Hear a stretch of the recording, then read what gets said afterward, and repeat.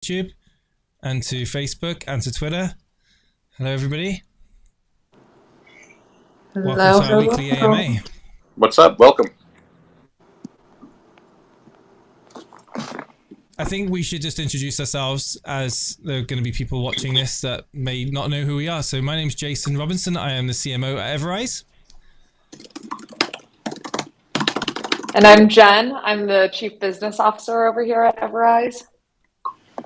I'm TJ, CCO at EverRise. And I am Peter, Manager of Legal Operations at EverRise. So basically, you guys got a whole crew here. Yes. As always, we are here for an hour every Tuesday. We do this at 2 o'clock. If you have questions, we are here to answer them. I only see one request at the moment. Jay Crypto, I'm going to bring you up.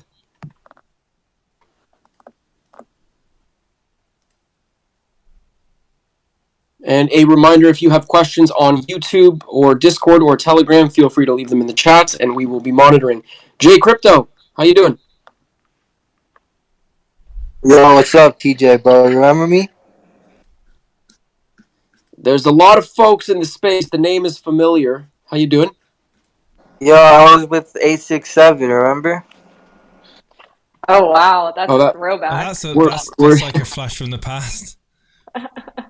Yeah, yo. You have a question for us today, or? No, man, I just say hi. Oh, awesome. Hey, man. Glad to have you around. Thanks for stopping by. Appreciate you coming up and saying hi. If you have been on stage and you had a question and you're done talking, I will drop you down. Just a reminder, if you do have another question, feel free to pop back up. So, Jay, I will drop you for the time being. Let's get to kind of updates. Jen, you want to hit us with some updates? Yeah, well, I mean, I don't know if you guys just saw, but we did just have an onboard onto EverSwap with Luna T, which is really exciting. These guys have been really awesome to work with on the back end, and so I'm excited that, you know, they're joining the EverRise ecosystem and excited to see what they do with the swap. I believe we're going to do an ecosystem spaces with them later this week, right, TJ?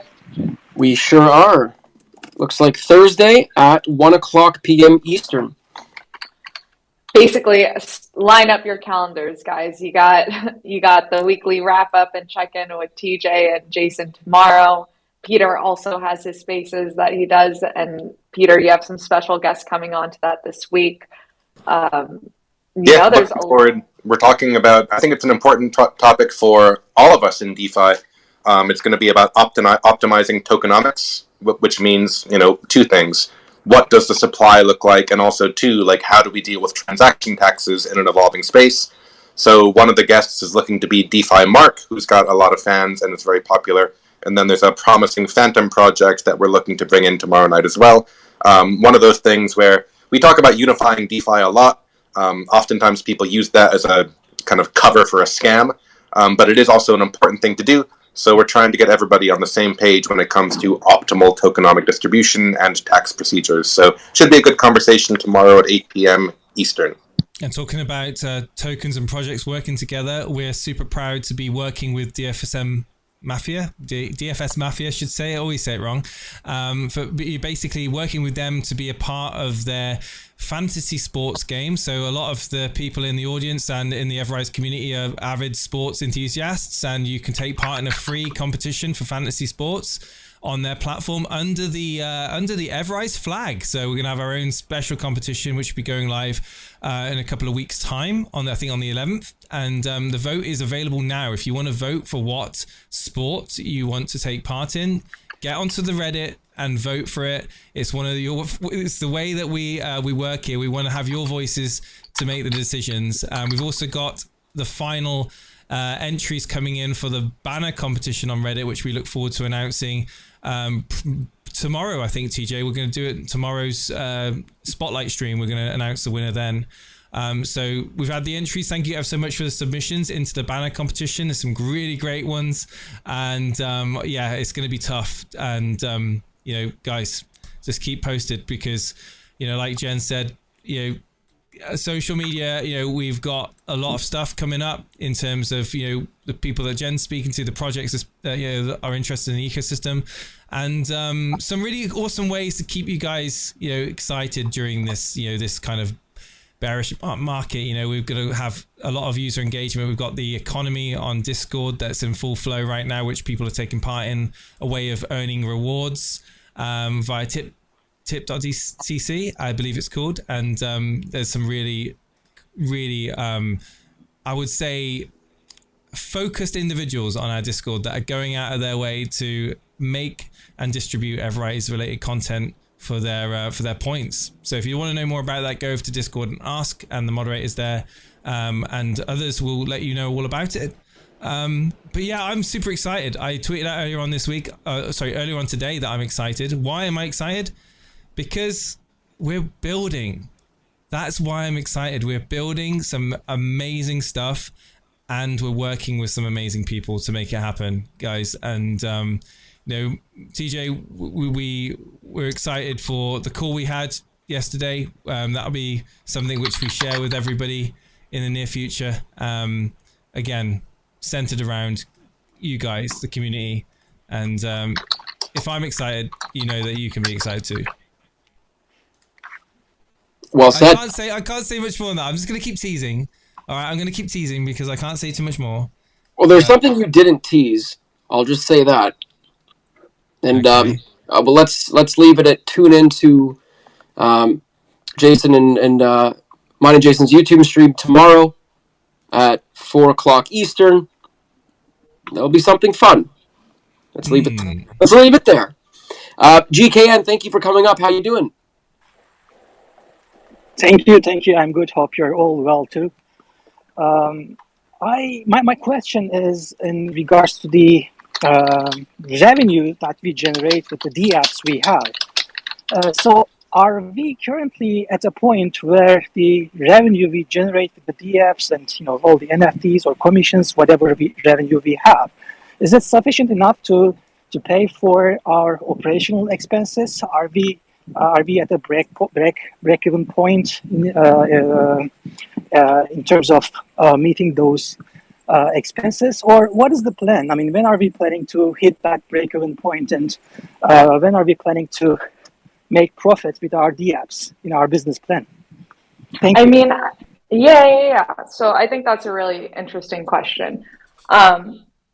So there are certain parts of the DApps, like for EverSwap, as an example, every transaction that happens through EverSwap, there is, I believe it's 0.125% that goes into the buyback wallet reserves that are stored within the smart contracts.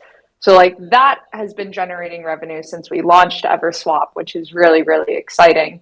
But in terms of, how we generate revenue for the protocol, and Peter, I might need your help here, but the general thing is we don't. EverRise Inc., which is our new corporate entity, is completely separate from the token. And ultimately, all the revenues that we're generating via onboardings, etc., go to the company which supports the development of the DApps, the marketing of the DApps, and the operations of the DApps. Currently, we're still here. We're still kicking. We are generating revenue sufficient enough to cover our overhead, as well as the development that we're working on, which is really exciting. I know there are a lot of companies that are struggling to do that with these market conditions, but I don't know if that really answers your question. Peter, Yeah, I might need your help. I think it's really important to just separate the EverRise Inc. corporate structure away from the token. The token is the fuel that powers the ecosystem. With it, we have all the transactions within the ecosystem, and certainly the projects and users using it.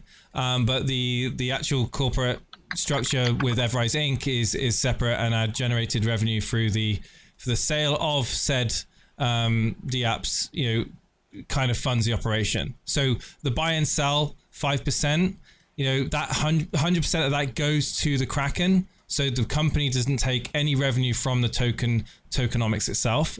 We like any other company, we make money to support ourselves and to sustain ourselves via the sale of our products and services that we offer. Yeah, thank you. That answers my question. Thank you. Thanks, Deacon. It's a great question, and I'll just, since we don't have any speakers, I will continue to rhapsodize on it. It's a fascinating bifurcation between crypto tokens or DeFi tokens and an underlying corporate entity. And these things can coexist side by side, but without kind of what's called a commingling of assets. Once you start to look at a commingling or a mixing together, then you start to look at regulatory problems. So, but that doesn't mean we can't help each other out. You know, the Rise Corporation is building out a suite of dApps which will use the Rise token as utility. But that doesn't mean every time EverRise Inc. gets some revenue, it plows it into the liquidity pool. Rather, it's kind of like a branded association where the main thing that we share is almost like a trademark or an affiliation. And so as one, enjoys greater exposure, the other one can be expected to benefit from that exposure as well. But we've got the token, which is comprising the community and everybody that's involved with it, talking on various channels, talking about NFTs, talking about things that inspire them in DeFi. And then we've got the corporation, which strives to build out things, including perhaps a blockchain in the longer term future, which benefits the tokenized ecosystem without specifically plowing capital into it. So this is a regulatory concern, first of all. It's a regulatory strategy. And it's also a strategy for mutual growth on a responsible metric. So it's a great question, and it's one that both DeFi token holders and the corporate entity should keep a keen eye on going forward. And we welcome more conversations and more questions about it, at any AMA. So thank you, GKN. Great question. I think, let me add this as well. I think it was made clear to the community before how the revenue from the dApps will be used for the corporation, or how it is the main revenue stream for the corporation, and the token is the utility for those dApps. And it was clear to me. My question was about the corporation itself, the revenue generation of that corporation, because the token exists as long as that corporation continues and maintains its operations. That's why it's good to hear that the revenue generated by the dApps is sufficient enough to run the operation. And that was my question. Okay. Yeah. Then let me throw on just a brief answer on the back of that. Everyone is aware of our current, dApps, the Bridge, Migration, EverOwn, EverSwap, and those are great, and we will continue to market those aggressively. We're also engaging in significant internal conversations about other use cases and where we might branch out to a broader total addressable market, not only in Web3, their DeFi companies and peers in the space, but also in Web2, where there might be entities that be very interested in digital asset lockers or bridges or other services. We can't get into too much detail yet because these services are not fully built, but those conversations are ongoing and very interesting to us because we see much broader markets on the horizon beyond just smart contracts and other token contracts. And what I'll add to that too is it was really interesting. So we were filling something out for something. I know it's really vague, but we were filling something out for something. But a question that essentially occurred was, what happens if the project team or corporate entity behind the token were to cease existing? What happens to the token? And what's really nice is because EverRise, the token, has launched and it is deployed, it's secured with you guys within EverOwn. We came together as a team and we kind of realized, like, even if the project team or corporate entity underlying the token ceased to exist, like, the token would continue to exist in DeFi as is. Everything would be locked in terms of like liquidity. The smart contracts would be locked. I'm sure there would be some conversation about potentially leveraging the legacy provision within EverOwn, but Rise is available on the open market via DEXs. The tokenomics are set, and God forbid something ever were to happen where we would have to cease being involved with the protocol. Like, the tokens and the token holders, like, everything will continue to operate as it is. in terms of like how the smart contracts work, where the liquidity is stored, etc. So that's kind of like the beauty of decentralized finance, you know? Yeah. A good point you make there, Jen. Is that hopefully that satisfied your question, GKN? And it's a very good question. No, it's clear to me. Thank you very much. Thank you. We do have some questions on YouTube. An eFizzy over on Facebook has said, you haven't answered my question I asked earlier. I don't know what question you're referring to, so feel free, eFizzy, to write it down again on Facebook. But we do have some questions. Any updates? Andrea says on YouTube, any updates to the roadmap? Any hints regarding the latest e-app? Question mark.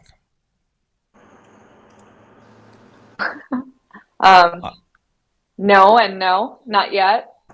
Soon. I mean, I've been a community member. I like, if I could tell you everything, I would. If I didn't run the risk of jeopardizing future deals and essentially getting myself in hot water with Suresh, I would tell you a lot more. But I can't, and we can't give you any more updates other than the fact that we are busy at work. That's really the only update we can give right now. Very, very busy every single day. When we are comfortable with being able to give you more updates, we will. Just know that much. There's also a question from Sushil on YouTube. TJ or Jen, Peter, if you've got an answer for it. What was the prize for winning the King of the dApps besides getting good recognition from BSC News? That, I believe, was the prize. However, it's also opened, another line of communication to BSC News. It comes down to constant messaging, right? A big thing in this space is constantly getting your name out there, like being seen in a positive light. And we had a great relationship with BSC News before. It's even better now. And our Telegram group is always active if we need something or vice versa. So it's more of a keepsake, if you will. There was no financial prize, nothing with monetary value, but I've said it before and I'll say it again.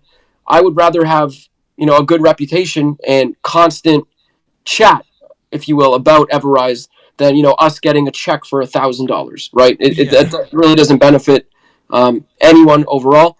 And it was just, we were up against some really great projects, and Peter could speak to this more if he'd like, but the way that it was presented and the way that it went down, it was just great. And BSC News is constantly being retweeted by BNB Chain. There's eyes on that account. So when there's eyes on that account and they're talking about us, there's eyes on Rise, and that's a win.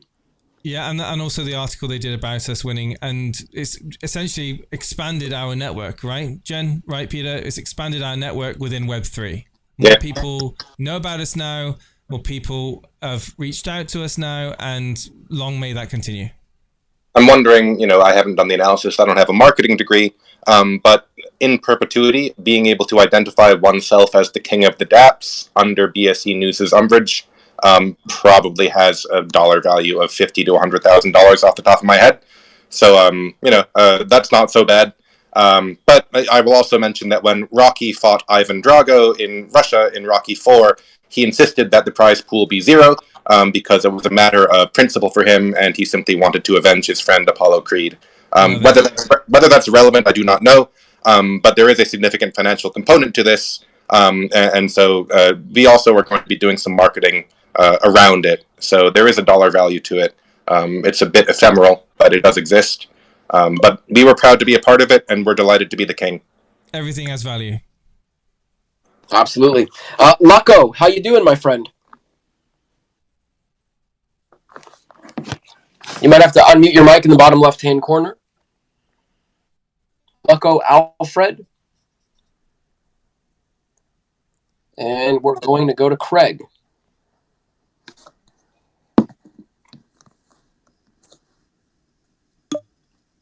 I don't see Craig. He's coming up. He's connecting at the moment. See, I say Craig. Craig? Yeah. That's got to be something from over the pond.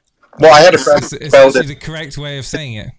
I had a friend who spelled it Cregg, and he insisted he was Craig, and Craig is Craig. So, Craig, let's stop talking about your name and say hello. What's up on your mind?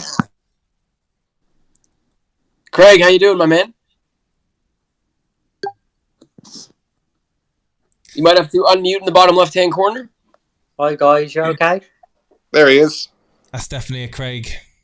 Yeah, it's definitely a Craig. Thank you, Jason. How's it going, man? Long time no speak. Yeah, I'm okay, thank you.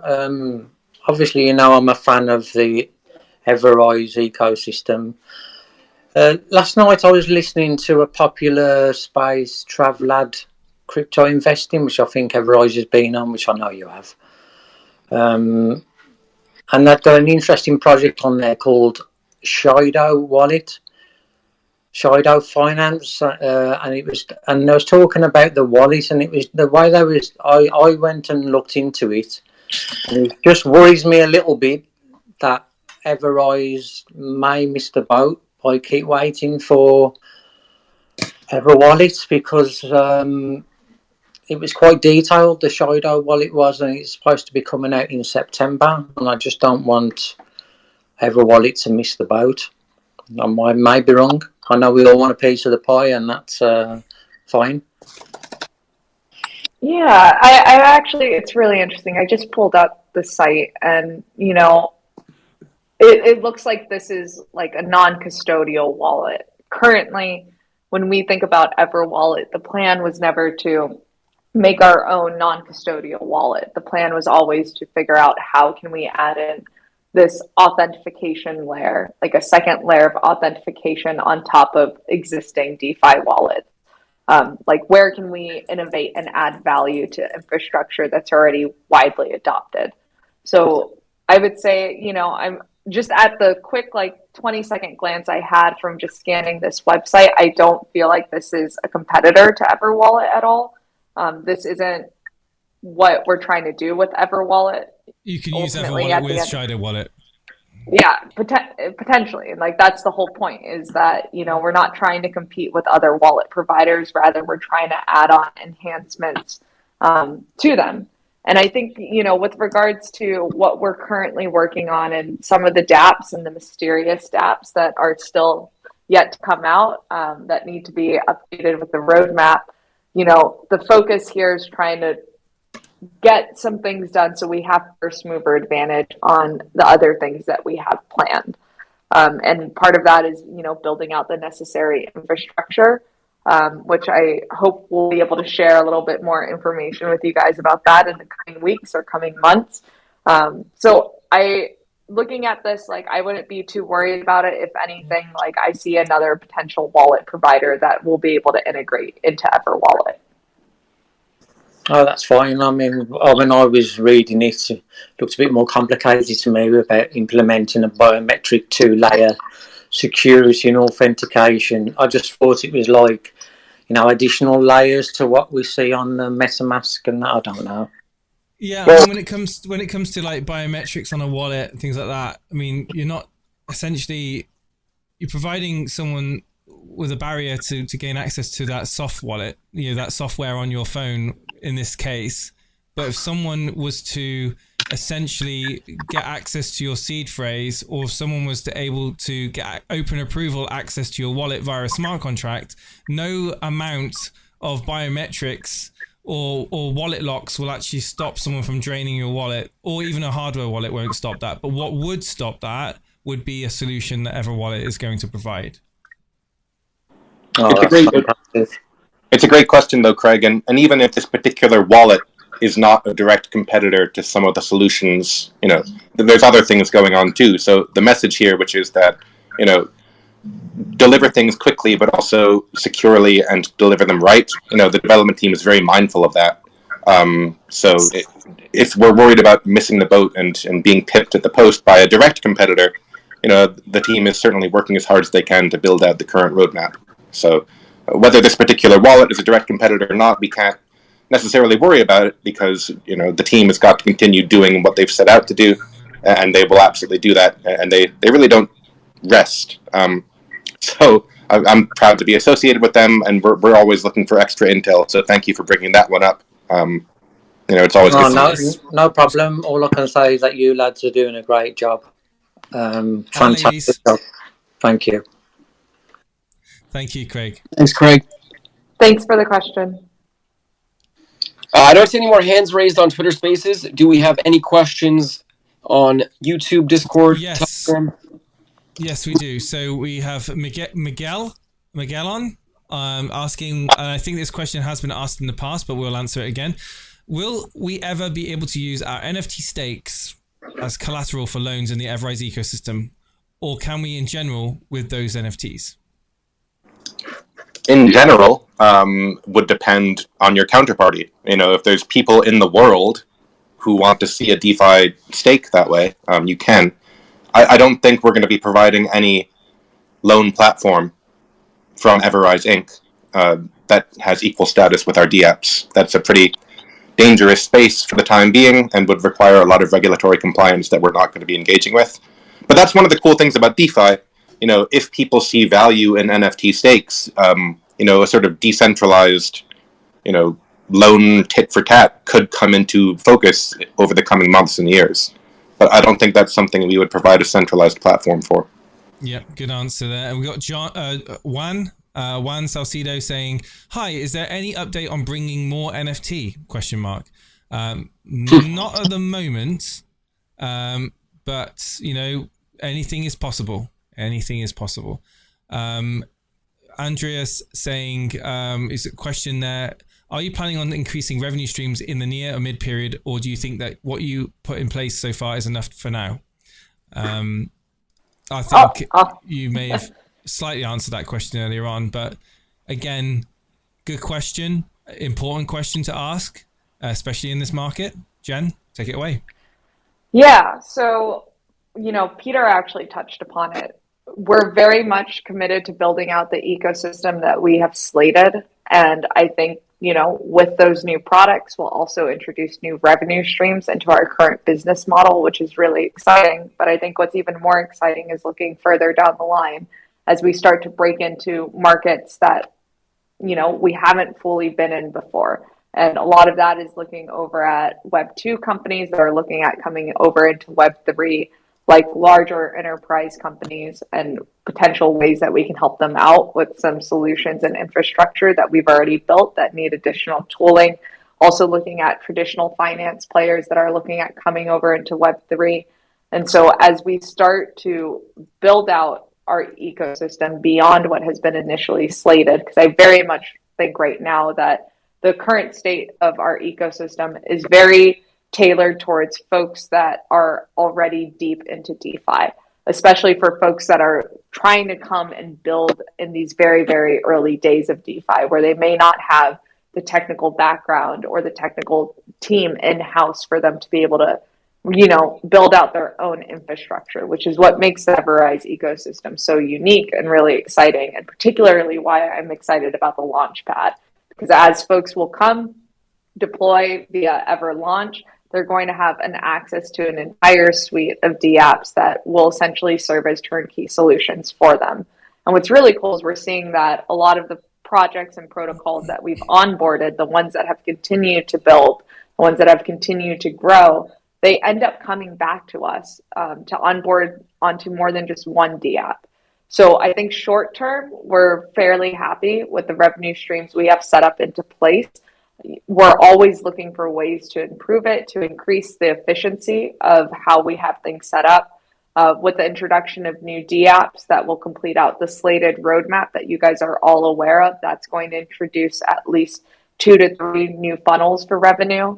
And then beyond that, I think we're going to be unlocking a much larger market that we believe is untapped. So we're happy with it for now, but it's something that we're always looking to improve and add on to. Like, I think that's how you build a robust business, right? Have revenue streams that complement each other and that are constantly feeding in and get that reoccurring revenue going. So it's an exciting time. I will say where we are for now, it's working. We're excited to continue to expand it. And then we're even more excited to start expanding into even broader markets at some point, end of this year, next year. Great answer, Jen. Very, very good answer. And Miguel has followed up with another question, unless we've got anyone that's coming up to speak. anyone know the whole avalanche drama how can it affect EverRise? Or is it too early and not enough info out yet to make a solid assumptions? Well, I can quickly just give my thoughts on that, and I'm sure that Peter and the rest of the team will have their own feelings as well. The great thing about EverRise is we are spread across 5 blockchains, so we are essentially hedging against each other chains. One rise is one rise. So if something happens on one chain which decreases the value or the price on that chain because of the native coin, then we've still on 4 other chains that hopefully will not be impacted by that. So essentially, yes, it would affect initially, but there are obviously arbitrage opportunities that do arise. But in the event of a very bad instance to one of the chains that we're on, then we would have a contingency to deal with that. We had it happen before, which we've looked back at what happened to Phantom with that massive drop earlier this year. We had to disable the bridge to make sure that the liquidity pools on our other chains were not impacted in a negative way and holders were not negatively impacted. And we did that by expressing to you guys advance ahead of time that we were going to disable the bridge until such a time that liquidity balanced out, and that sorted itself out on its own. Such occurrences could happen again in the future, and with Avalanche, they are showing signs of recovery, and who knows what is the long term. But I feel no different towards Avalanche at the moment. But again, the devs and Suresh make these decisions. We communicate them ahead of time, and no matter what happens, people's NFT stakes will be able to be bridged across to whatever chain they wish to be on. So if we do shut the bridge down for token transfer, NFT transfer with tokens attached will continue to occur unimpeded. But feel free, anyone else that wants to touch upon that subject. Yeah, I was fascinated by the way that unfolded. There's sort of a question baked into that question.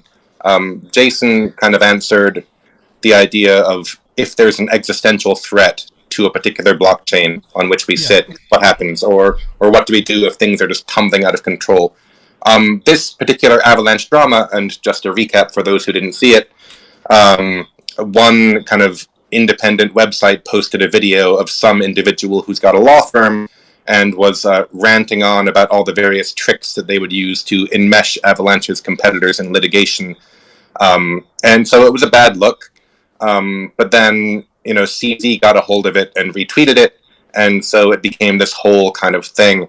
There's a lot of smart people out there that think that somebody took a very long or a very aggressive short position in Avalanche and then aggressively sent that information around. And then it comes out that the attorney isn't actually working all that much for Avalanche, and that Avalanche hasn't even been involved in some of those litigations. So it's a great kind of case study, in what to do about doing your own research. How relevant was this attorney's clip? What bearing did it have on Avalanche itself, and does it pose an existential threat to Avalanche? I do not think it does pose that kind of threat to Avalanche, and as Jason pointed out, the market has recovered. But so it does just kind of philosophically raise these questions about what does it mean to disseminate public information about a particular blockchain. And CZ actually deleted the tweet, indicating that he may have thought better of it. Whether such tweets are even appropriate, considering the amount of diligence that would be required to determine the effect of the person's publication, it's still the Wild West, in other words. And so the point Jason made is the answer to the question. Redundant systems are anti-fragile, and we can always jump ship on a sinking blockchain. But in my view, Avalanche is not a sinking blockchain based upon this one. Yeah. Great question. Again, we've had some really cracking questions tonight, just essentially covering, the questions as essentially answering the questions that we would expect any diligent community member to ask, but don't let that put you off asking more questions, and certainly don't let that put you off requesting to come up and speaking to us on the panel. If you have a burning question that you want to speak to a member of the team about, this is your opportunity. No question is a stupid question, and if you're watching on YouTube, Facebook, or Twitter, feel free to also in the comments in the live chat also place a question, and I'll read it out for the team to answer. Thanks, Jay. We just had a request from EverRise. How you doing?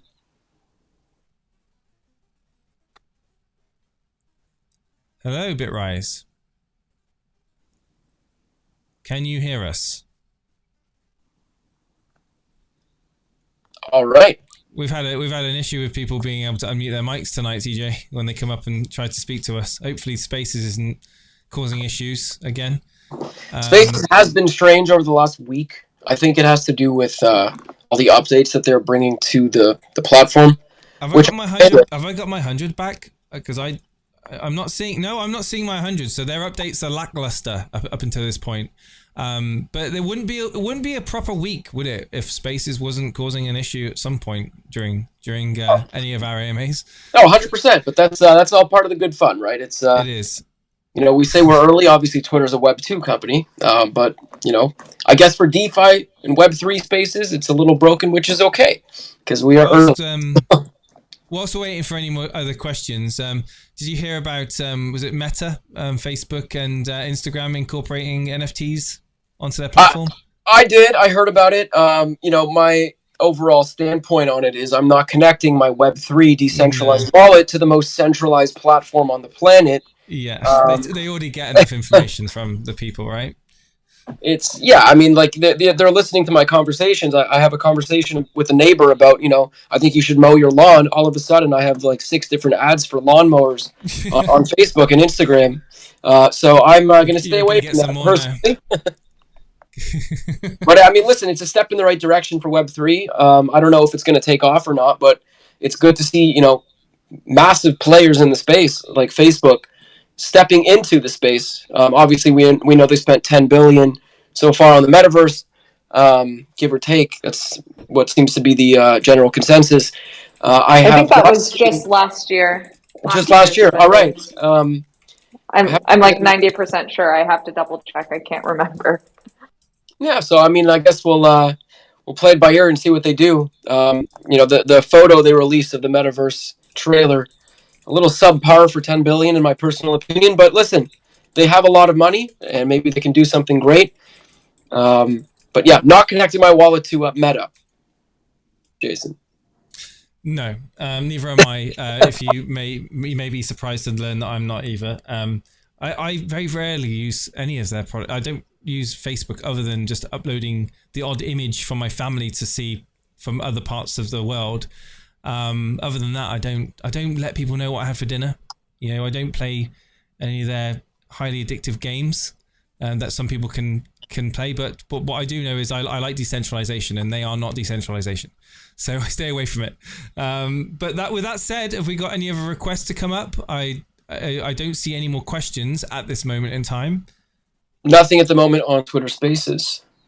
I'll just take this opportunity then to remind everyone that the version 1 liquidity distribution is ongoing. We still get several questions about this. Nobody needs to do anything to get as many tokens as you are entitled to. These tokens will flow to all stakers, regardless of whether you press a button or not. The button pressing activity, which you can hear all about in Telegram main chat, is simply a fun activity that gets you an NFT if you manage to snag that button. But if you're trying to maximize your rewards, you don't need to do anything except stake for 36 months. But yeah, we're light on questions. Maybe we can get some other coin to come and hang up and look for followers. But apart from that, we would love to hear from community members just to chill out, sing a song, tell a joke, anything. We still have 18 minutes to go. That is an open invitation to everyone in the room. We have Rudy C. requesting. I'll bring her up.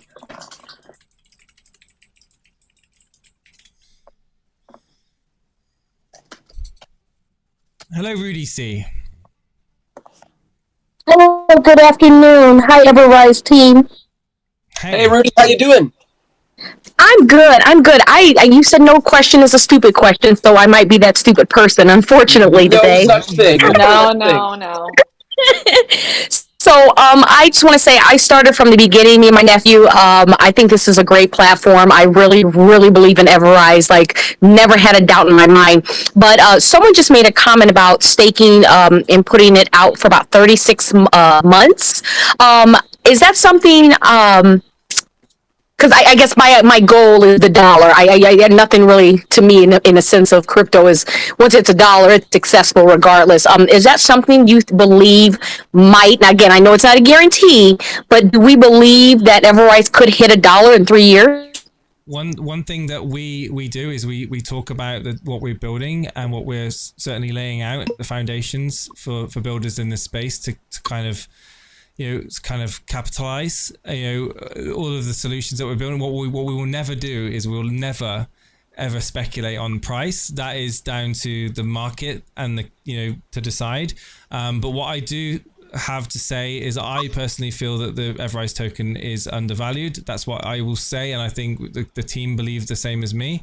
It's up for you to decide as an individual. Like you can see the roadmap, you can identify the key features of our products and services, and you can determine what you believe the market would kind of determine. I guess it's out of our control completely in every single way. There are people in this space that will quite to your face tell you, yes, you'll get a 10x, yes, you'll get a 100x. These people are reckless and irresponsible, and they should not be saying things like that to you, because that is downright a security in plain terms. And I know Peter is very eager to express his opinion on such a case, but Rudy C, it's not a stupid question. First and foremost, it's a common question that we get in Web3 and certainly in DeFi. Will this token go to $1? There are protocols out there that will see price appreciation much faster than coins that have been around for years, where when you've got liquidity that is thin, or you've got liquidity that's a low market cap, there is every possibility that DeFi protocols have got price appreciation attached to them.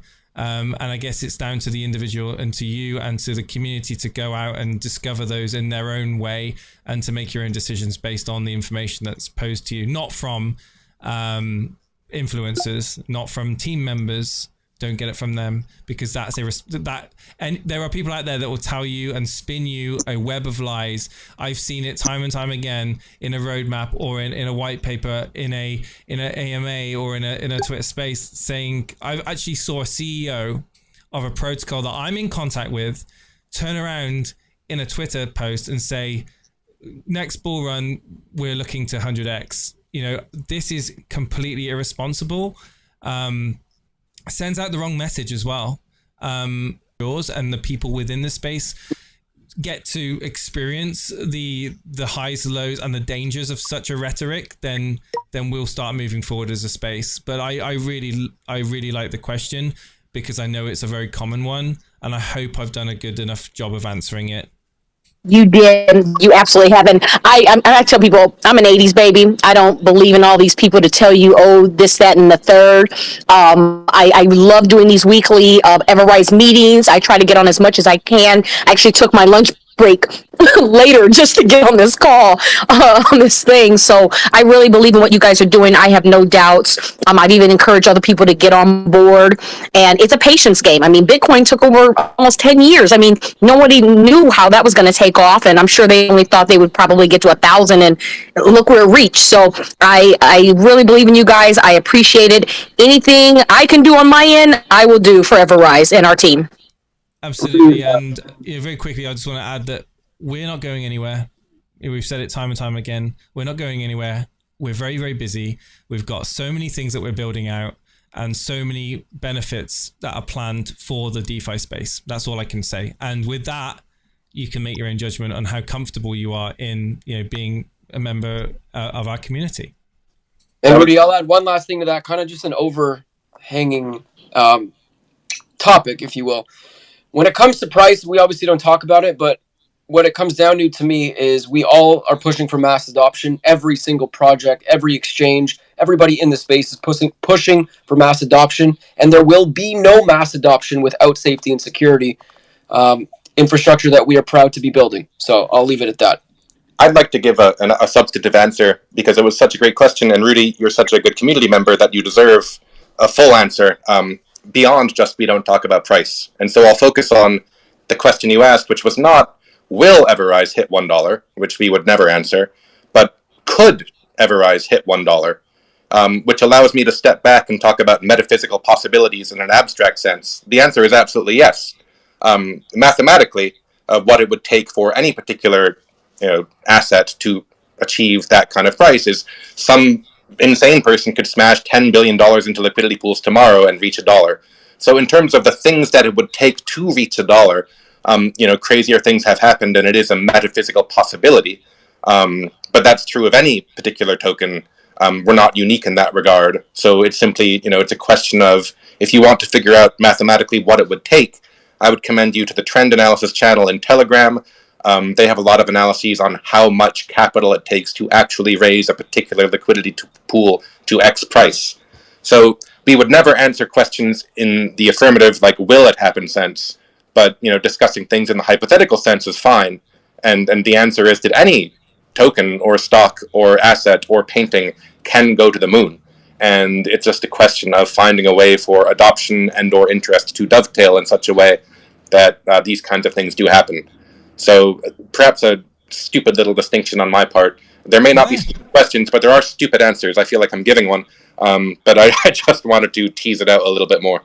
I think that's a really good answer, and also like one of the things that we always like, certainly I like to say, is why. Like instead, like I'm not talking about EverRise now. Completely detached from EverRise. This is in general now, a blanket statement across DeFi. What? How, why? People don't think why. They always think about what and how. Yeah. When we look at solutions that are being built in products, we go, oh, this is what we're doing and this is how we're doing it.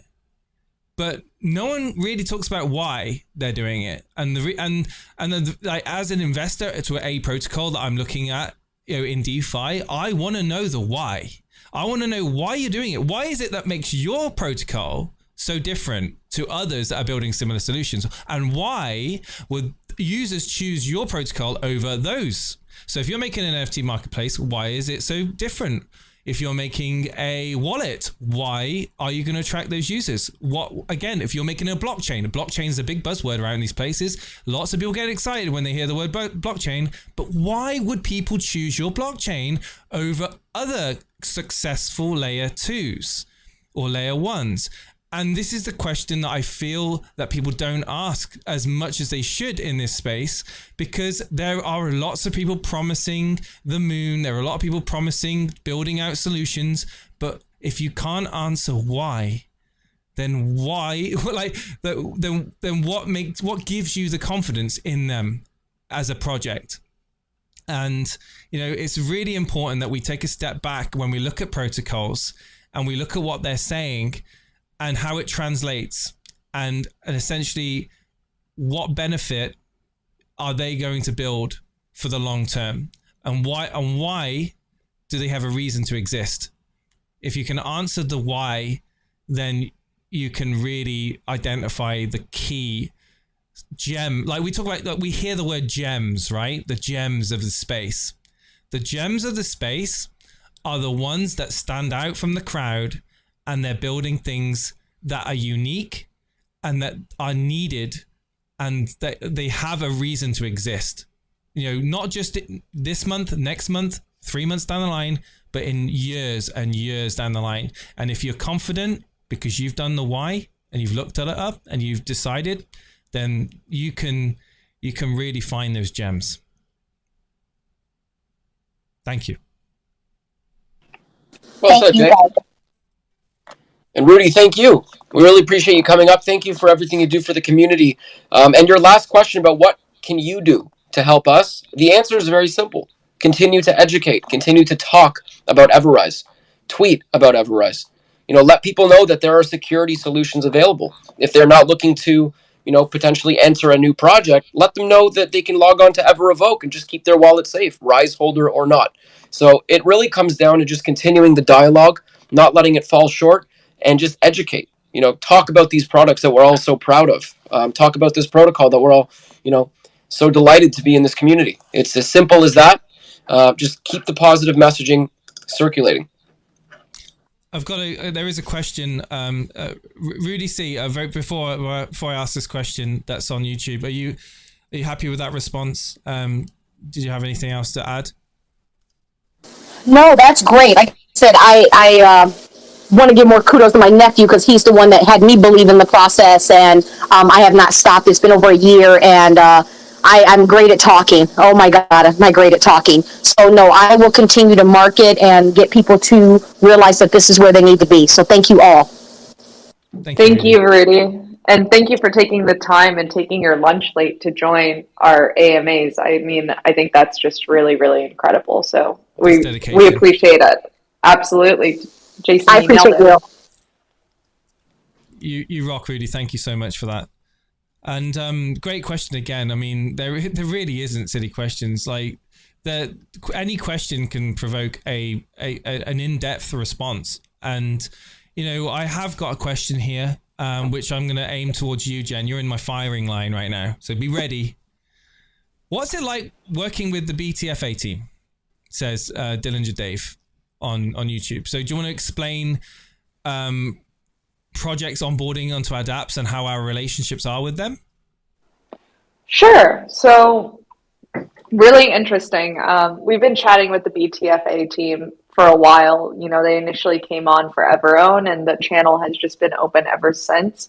And I've had nothing but good experiences with them. Obviously they have some plans that they're looking to us to help out with some of our dApps. And so it's just a matter of having a really good line of communication.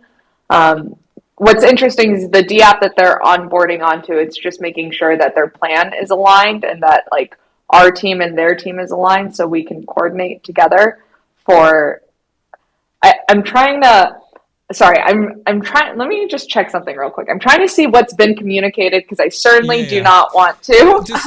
Just describe. So basically, we like Jen says, we do have a relationship with protocols that come to us for our dApps, right?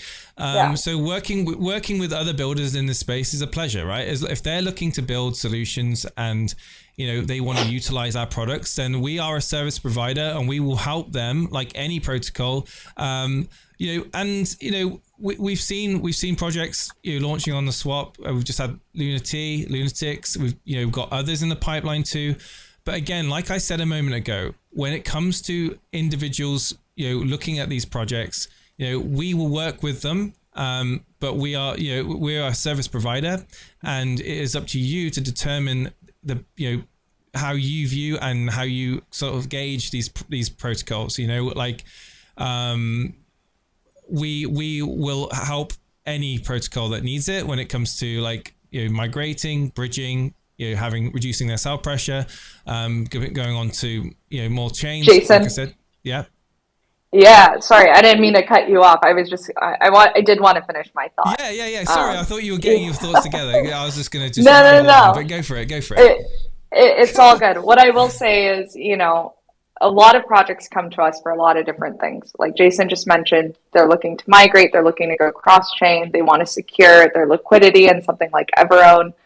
We recently had Shepherd Inu do that after seeing that Volt did that. So it's really cool to see this domino effect. And what we oftentimes find is, I would say particularly for swap, is when we have to test the contract, make sure it actually functions with our swap. But more often than not, and I don't think folks realize this, we do always spend a pretty good chunk of time working with the project team, looking at portions of their contract that we need to integrate them. And we flag issues that we see to them, or we get clarity. So oftentimes there has to be an open dialogue with these projects of hey, this function, are you sure it's supposed to be written like this? We need you to do X, Y, Z so we can integrate you into the swap and test. So far with the BTFA team, it's been great. They have been really on top of communicating to us what their plans are, what their needs are. We've done several calls with them at this point. And, you know, I'm excited for you guys to find out when we officially announce what it is and how we're helping them. And, you know, really go from there. It's all about, ultimately, at the end of the day, it's all about building relationships. And, you know, there's a lot of really cool folks building a lot of really cool things within this space. And when and where we're able to integrate and help them through this next journey for their protocol, those are the exact opportunities that we're looking for. Well said, Jen. That you can't get better than that. Beyond you amped me up, Jason. I mean, it's fine. I mean, I'm glad that you formulated that answer, because I couldn't have done any better. But I do have a question here from Space Not Space, if anyone wants to jump on it.